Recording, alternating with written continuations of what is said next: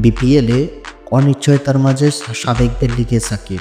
আন্তর্জাতিক ক্রিকেটে কেবল একটি ফরম্যাটে খোলা সাকিব আল হাসানের সামনে আন্তর্জাতিক টি-20কে বিদায় জানালেও ফ্রাঞ্চাইজি টুর্নামেন্টে নিয়মিত সাকিবের পদচারণা দেখা যাচ্ছে।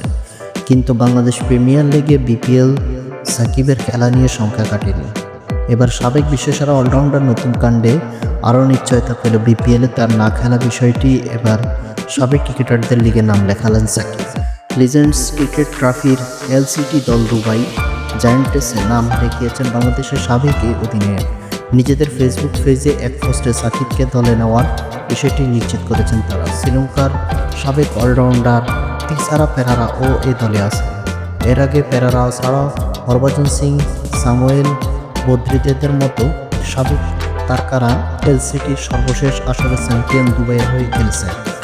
এদিকে বিপিএলে সাকিবের না খেলা অবশ্য নতুন কিছু নয়। গত 5 আগস্ট রাজনৈতিক পট পরিবর্তনের পর তার বিরুদ্ধে দেশে আন্দোলন হয়েছে।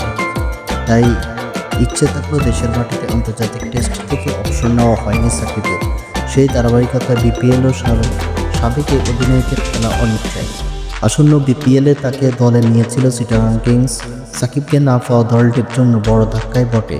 এছাড়াও আরও 2 বিদেশি ক্রিকেটারকে নিয়ে সংখ্যায় ফ্রাঞ্চাইজিটি।